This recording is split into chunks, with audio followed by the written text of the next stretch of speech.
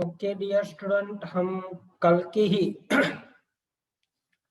Poem class 10th English medium poem number 8 हम देख रहे थे। उसके लिटरेरी डिवाइसेस के बारे में हम चर्चा कर रहे थे। उसी को हम अभी आगे देखने वाले हैं।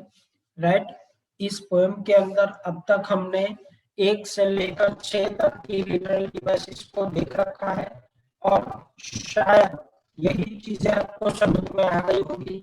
आपने इसको अच्छे से ठीक से लिख भी लिया होगा। राइट, इसमें आई होप कि there isn't any kind of problem that you have to face. Right, इसमें और ऐसा कोई प्रॉब्लम नहीं है जिसको आप मान सकोगे इसमें मुझे कोई दिक्कत हो रही है।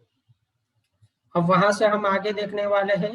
हम आज जो लिटरेरी डिवाइसेस देखने वाले हैं उसमें line number 6 of the poem, जिसके अंदर है all night long the roots work.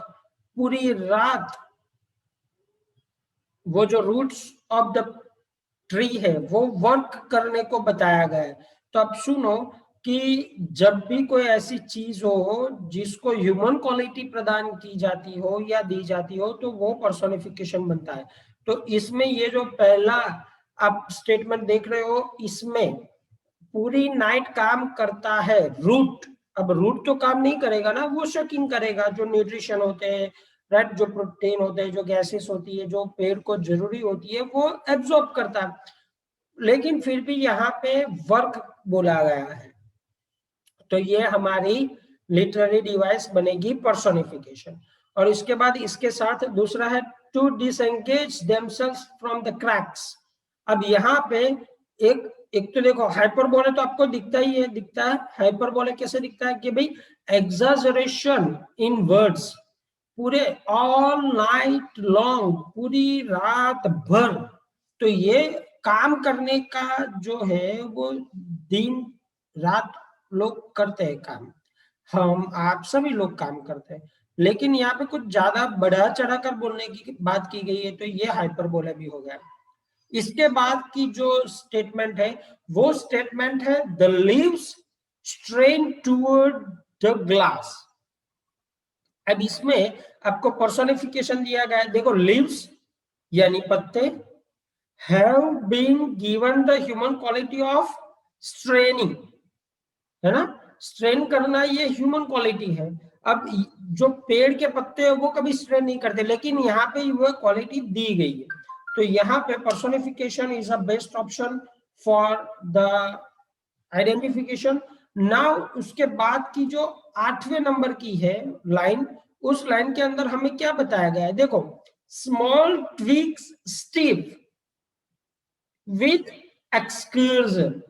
Right, तो देखो इसके अंदर आप दो चीजें लगा सकते हो। एक तो ट्विग जो है उसको बीइंग स्टिफ बोला गया है ना, तो ये एक ह्यूमन क्वालिटी देने की कोशिश की गई है, तो ये पर्सोनिफिकेशन हो गया। और दूसरा इसमें एलिट्रेशन आता है। एलिट्रेशन कहाँ पे आता है, आप देखो स्मॉल का एस एंड स्टिफ का एस, ये रिपीट होता है, तो ये आपका एलिट्रेशन भी हो गया। इसके साथ आप ये समझ लेना कि जब भी दो एक साथ लिटरेरी डिवाइस यूज की गई हो तो इसमें पर्सोनिफिकेशन और एलिट्रेशन यानी option C will be the correct answer. Now number 9 क्या है, long cramped bough shuffling under the room.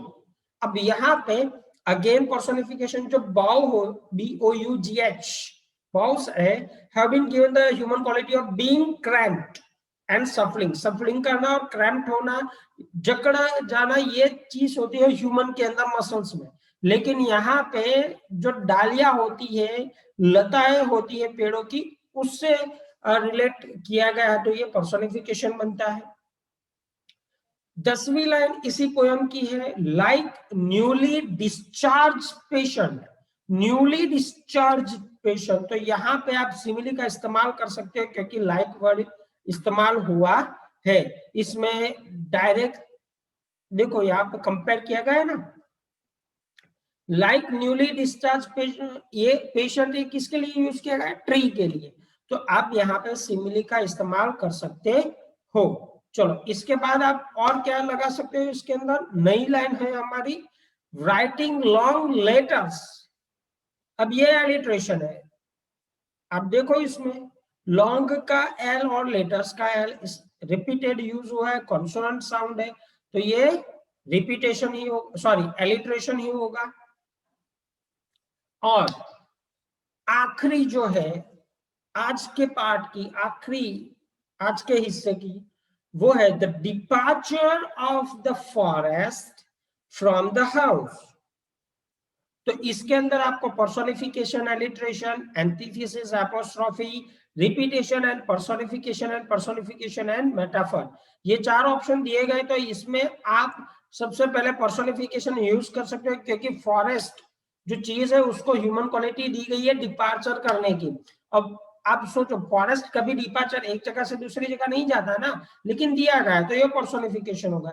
दूसरा इसमें एलिट्रेशन आता है, क्योंकि एफ वर्ड जो है, एफ लेटर है, देखो यहाँ पे ये बहुत बार रिपीट होता है, फॉरेस्ट, फ्रॉम, ये 2 बार यूज होता है।